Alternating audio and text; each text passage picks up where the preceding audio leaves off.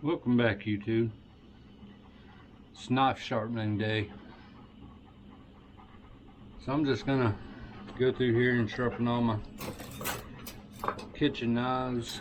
I'm gonna talk to you about a couple of my favorite knives. You just gotta sharpen all these. Yeah, I just do this whenever they start getting dull. And first knife I'm going to talk about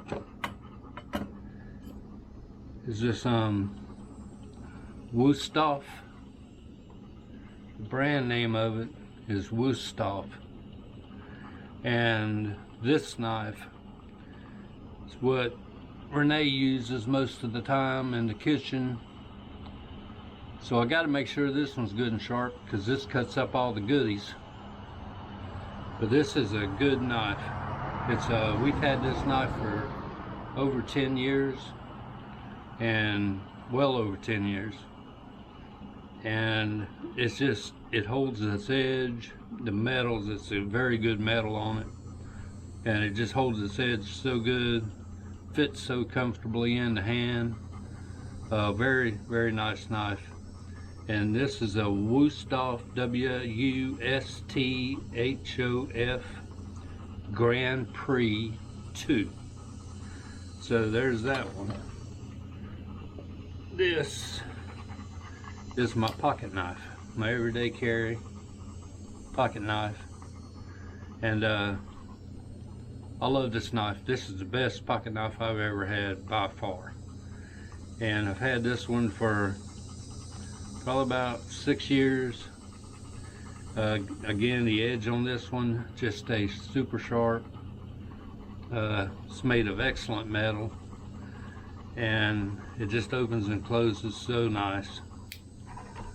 And this has got this little thumb hole in it, which I much prefer to the little tab that sticks out, because you can just grab that little thumb hole and you can open it up if you're coming out of your pants with it, or you know, just whatever.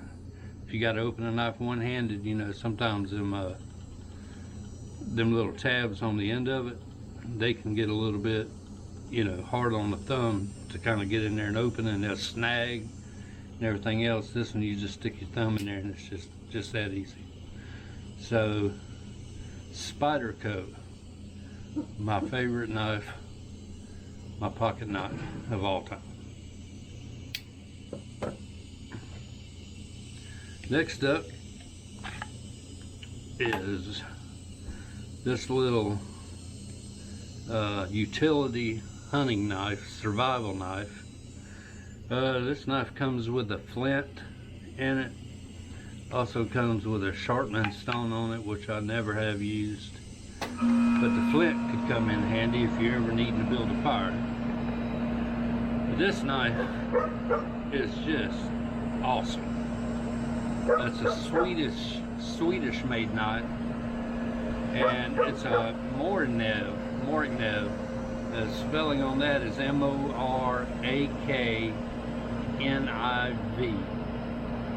There you can get a shot of what it looks like.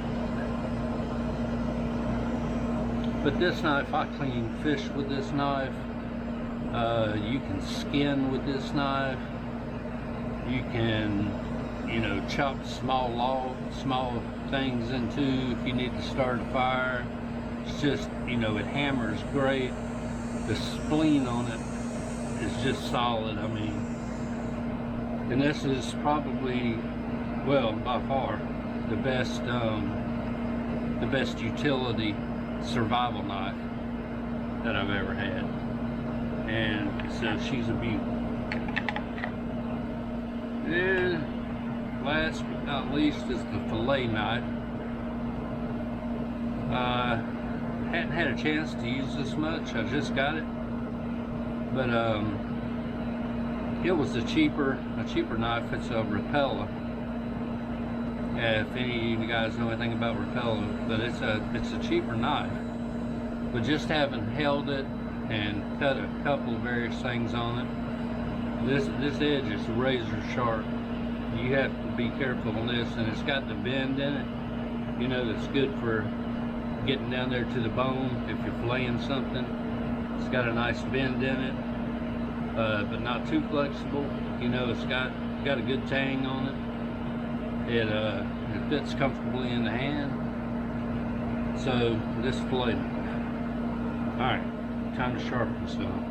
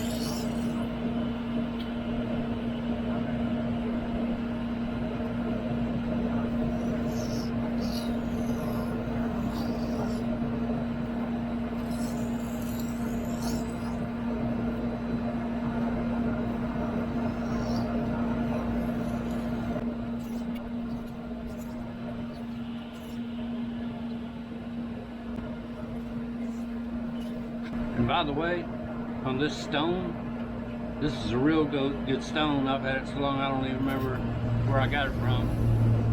But it's an excellent stone. One side's 600 grit, and the other side is 1000 grit. So you got, you know, your rough grit and then a finishing grit. And so I'm gonna start off on the 600 side, being as how these knives have gotten pretty dull on me. Start off on the 600 side and then go over to the finishing side of 1000 grit.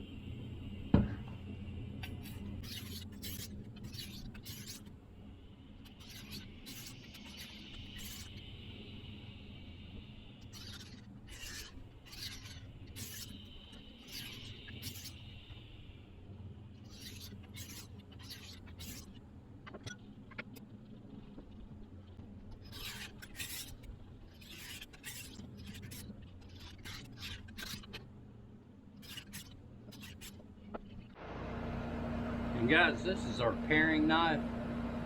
I don't know about this one. It seems like it doesn't sharpen up too good or keep an edge too good, but if you guys know of a decent paring knife, how about drop it in the comments below?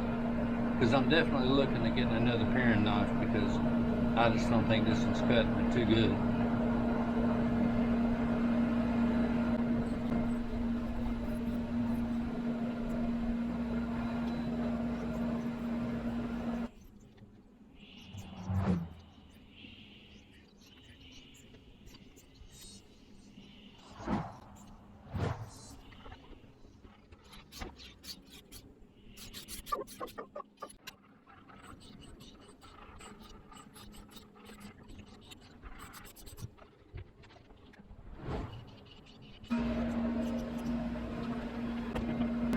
So, after I've done everything with the stone, I get my little leather board out, and it's got two sides to it, and there was a crayon that came with it, a grit crayon, that you just put the crayon on one side, you put another color on the other side, and one was for rough and one was for finish.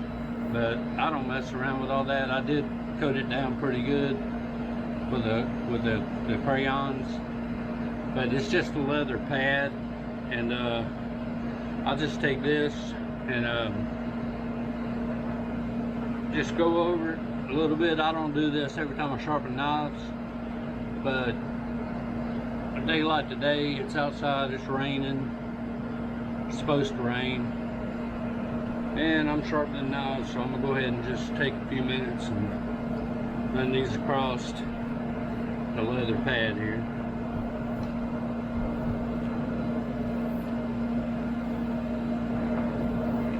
Basically, you just feathering that edge out with this. And you just apply medium pressure to it.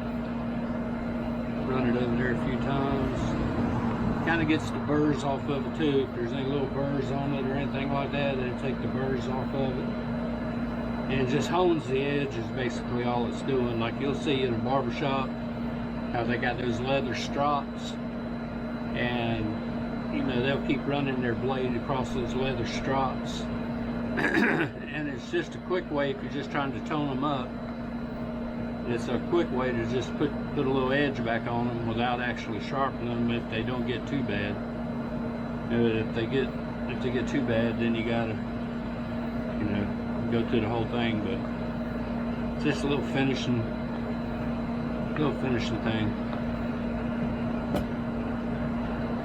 And it does, you can tell the difference. I mean, it just goes from, you know, being sharp to just being razor sharp whenever you finish with that thing. Yeah, so I gotta go through all these and do this to these. Your wife should be happy. Renee loves a good sharp knife. And I love to eat what comes off the end of the knife, so it works out.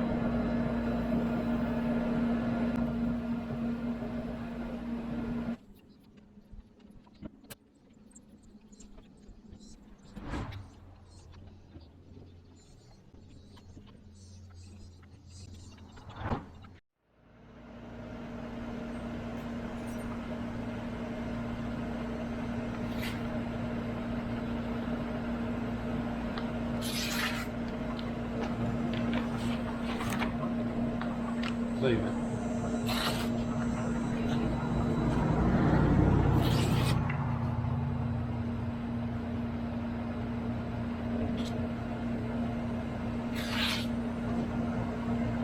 So that's representative of how sharp they are. So not too bad. And now these will last me now probably another 4 weeks, or until Renee says they need sharpening. To do them again. But I hope you enjoyed the video. Once again, if you liked it or found it informative or found it repulsive, please hit that like button, and if you're so inclined, hit the subscribe button. Really big encouragements. All right, guys, we might find something else to do out here. It's not started raining yet, and the sun just peeked out, so we'll see what goes on. If not, I'll see you next time. Be kind to each other. Thanks for watching. Well, YouTube, decided not to rain. Sun even come out a little bit.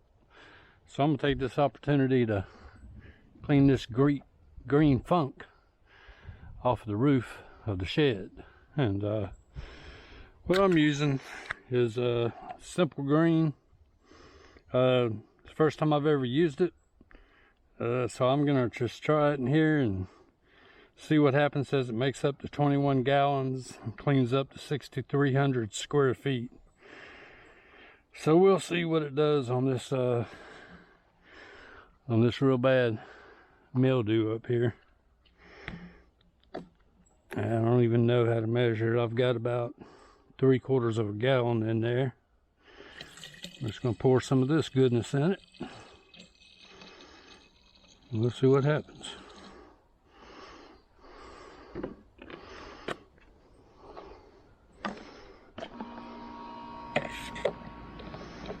I just bought this sprayer too. My other one took a dump on me, so I got this sprayer. First time spraying out of it. It's called an Itzel, I-T-I-S-L-L, and had real good reviews. It's a 1 gallon.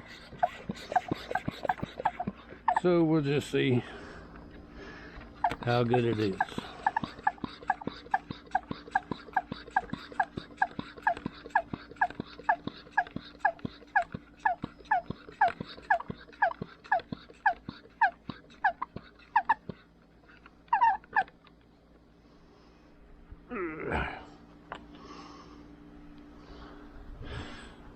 medium bristle brush.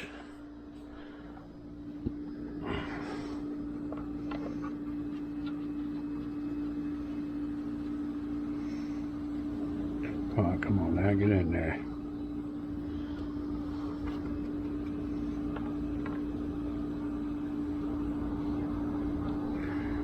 Come on now.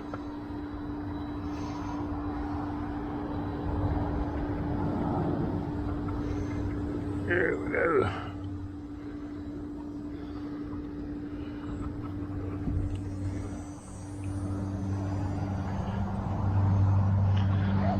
Yeah, so it's also got this little tip on it, which I kind of like.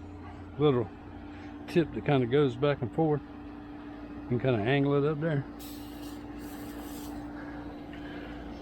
Yeah. Yep. Why is it leaking like that?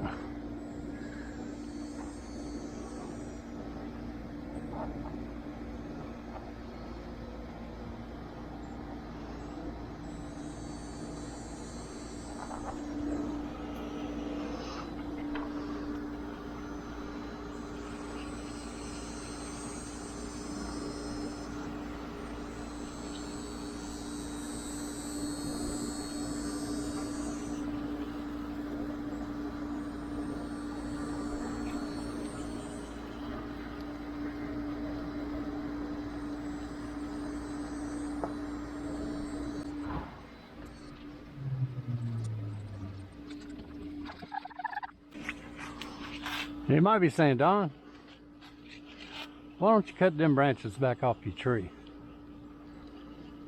And I would say that I don't have a pole saw, but I'm intending to get one some near point in the future, and then I will cut them limbs back off this shed, along with some of the other limbs that need to be cut back around here. But I'm too old and fat to be getting up there with a chainsaw on a step ladder or an extension ladder, and I sure ain't gonna get up there with a handsaw. So we'll just wait till I can get the pole saw and we can get them down.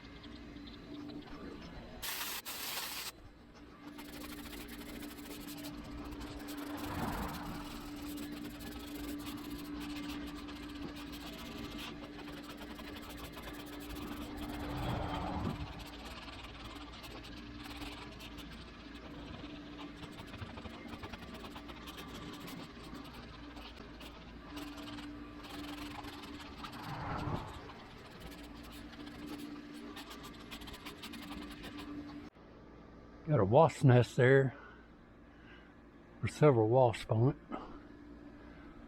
Waiting on that other one to land. I'm highly allergic. If I get stung, I gotta go to the doctor. So, sorry, PETA.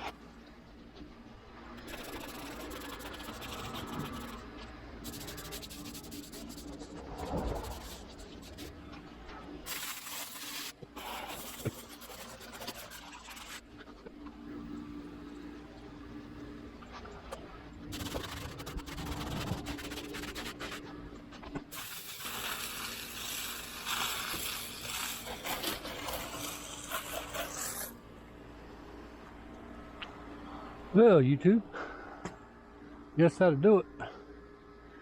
It sure does look a lot better than it did. It was kind of tough, that mildew been over here. That's the first time I ever scrubbed it since it's been here a couple years. But that really did a good job. What I like to do is on my videos, if I find something that works, because so many stuff in life today don't work, but if I find something that works to my expectations or better, I'll mention it. And I don't get paid a penny for that. It's just what I use. So anyway, this sprayer here, it comes with a brass wand. It's got this little thing on here that swivels back and forth, which makes it real easy.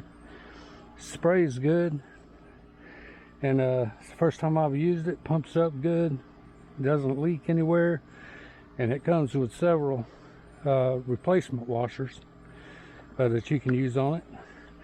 So that was an Itzel 1 gallon pump sprayer. I got this one off of Amazon, but that's a good sprayer. I like it. And this stuff, Simple Green Total Outdoor Cleaner, makes up to 21 gallons. That really did a good job, better than I had expected it to.